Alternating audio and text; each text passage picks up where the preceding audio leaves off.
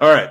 The Dolphins got Tyreek, like we said. They got him in exchange for 5 draft picks, including this year's first and second round picks. And they gave him a 4-year, $120 million extension. I think 72 or 78 of that is guaranteed. It's enough to take care of him for a while. This is a huge contract. I mean, remember the big contracts, it seems like, I don't know, a couple weeks ago were like 20 million, and now it's 30. So it's like, and like a guy we're going to talk about in a little while, Marquez Valdes-Scantling, I think he's getting 10 or 12. Right. Yeah. Who the hell is he? Seriously. It's just the offseason of complete tossing money against the wind. I mean, Tyreek Hill is certainly somebody to back up the Brinks trucks through. He is, but this seems like an overspend to me. It really does. It could be. I still think he has all those years left. But it will be an overspend if Tua cannot deliver the mail to him. And right, exactly. Look who he's playing with. He's playing with Pat Mahomes. That's the best case scenario. Like, the guy can buy time, get outside in the pocket. He has a cannon for an arm, and he's super, super accurate. Does Tua have any of that stuff? I don't know. Yeah, we will find out for sure. Obviously, the fantasy implications completely massive. We'll just kind of rip through them all, starting with Tyreek Hill. He fell 5 spots. He was my wide receiver 3 behind only Jefferson and, of course, Cooper Kupp. Now my wide receiver 8 or 9. I still haven't really decided. Right in that range.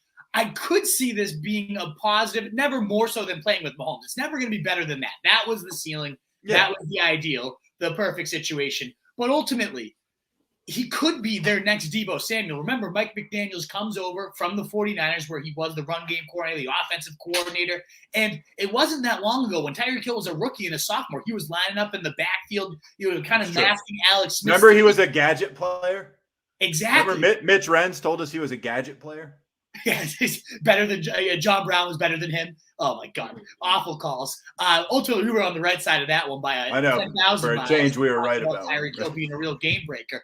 But he could get into that Deebo Samuel hypothetical role that everybody's been kind of drooling over for Jaylen Waddle. He's also, Jaylen Waddle, a good fit for that. But if it's one or the other, it's Tyreek Hill is the better Deebo Samuel. He's Deebo Samuel, but better. So if they use him that way in the backfield, getting carries, getting end arounds, getting those quick dump offs, he's going to do some crazy things. But you do cut off the deep ball at this point. Tua is not a deep passer. He's been so reluctant throughout his career. Did he have the weapons? Maybe, maybe not. Jaylen Waddle certainly can burn, though, so he should have been able to get it deep more often than he did. So that's what's kind of concerning to me is why are you getting all this speed for a guy that's so unwilling to push it down the field? Now, maybe it was also the play caller. Maybe Mike McDaniels was unlock that type of throw. But ultimately, it has to be considered a negative going from Mahomes to Tua for Tyreek Hill. I don't consider it a positive for Waddle. Yeah, Tyreek Hill can open up some space, get him some easier looks underneath. But I see them kind of playing the same type of roles and ultimately kind of cannibalizing each other. They're very similar style players. So I do obviously love Waddle. I'm not going to throw him down into complete obscurity, but I had him in my top 12 receivers. He's now a fringe top 20 guy for me. Drops 8 to 10 spots. It's got to be considered a negative. Do you think I'm overreacting there? No, I think you're exactly right. I think, yeah, like I said, it doesn't make a ton of sense to me. This is not as much a bet on Hill to me as it is a bet on Tua, because obviously your receivers are inextricably linked to your quarterback, and if Tua can't throw deep to this guy, it's such a limit on what he can do. I mean, are you really giving him $30 million a year to bring him over and be like a halfway running back? I don't buy that. No. Like sure, he's dangerous on a couple carries a game. I mean, he's just insanely fast and stuff. But I mean, think about all the highlight Tyreek Hill plays that we've seen over the last several years. They're bombs. Yeah. Where he gets separation and he's just gone. I mean, to me, that's what he is. He's got good hands. He's a good receiver, but he's amazing at that. He's the best at that. The best game breaker. Exactly. He breaks games. Tua, can he break games? Probably not. I mean, who knows? I don't know. We'll see. But I mean, I agree with you. How could Waddle not take a hit? Absolutely. I agree with you. Tua has to come up at least a little bit, just based on the fact that he has another weapon in his cabinet. And I agree with you that Tyreek's fantasy value cannot be as high as it was when he was playing with the Chiefs and Pat Mahomes. 8, I don't know if I like him that high. I'd have to see the list. It might be tough to pass at somebody as talented as that at 8. You have him as your wide receiver 8, like you said, but I don't know. Yeah, it's right around the CeeDee Lamb type of range. And now that Amari Cooper's gone, maybe I need to bump Lamb up ahead of him. It's a tough call. It really is. It will be there's a clear thread to what the Dolphins are doing here, at least, though. The 4 fastest speeds recorded by Next Gen Stats over the last 6 years, Tyreek Hill, Raheem Mostert, Tyreek Hill, and Raheem Mostert have combined for those, and they signed both of those guys this offseason. So, again, clearly there's a mission here. Gain more speed. The question is Tua going to be the type of guy to, actually maximize that? He has to get a bump up. I bumped him to QB 15, 4 spots higher than where I had him, because with this type of weaponry and this type of speed, he just has to hit players. Yeah. He is great. And one thing that Tua does well that I think is going to be great for Hill, already was great for Waddle, he hits his players in stride and really leads them. So when Tyreek Hill catches that ball, he's already accelerating. I love how Tua does that. So I do think it's going to be a beautiful fit in those short crossers, those quick hits that he just gets it in motion. And Hill can kill you on those. I mean, he absolutely can turn an 8-yard 100%. Pass into 40. I mean, give him the peace sign to the defenders before they're even the pursuit angles. He already knows they're wrong. I think he's going to be deadly in that sense. You think he's a 1,000-yard guy this year? Yeah, exactly. Is he going to be 1,500 like he was with the Chiefs? Obviously not. I don't think it's even close to that ceiling, and that's why he has taken a big bump. And again, Waddle takes a bump down. Tua gets raised up.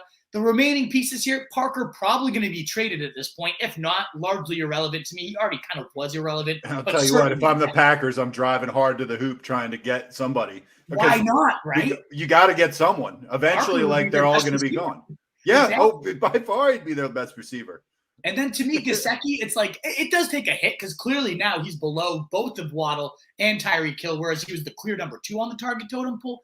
But I don't think his role gets all that erased. You think about Mike Gesicki playing that George Kittle style role. Now, of course, he's not Kittle, so we can't just automatically say that. But he is a very athletic, one of the fastest and speed tight ends in the league. So he can also do tons of damage after the catch.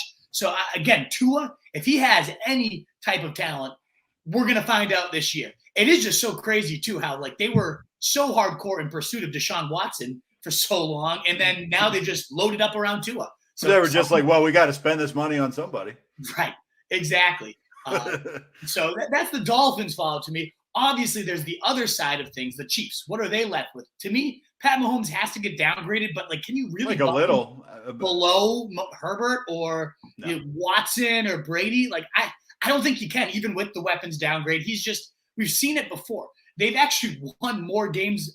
Their winning percentage is better without Tyreek Hill than with him, which is just insane to me. I know that's it's negligible. Doesn't Rodgers also have a great winning percentage without Adams?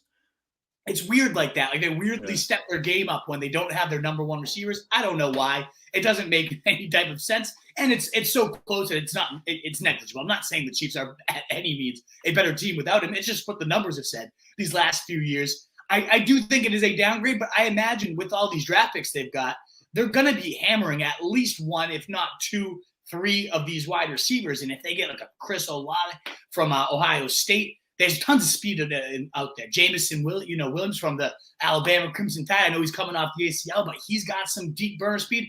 They could easily.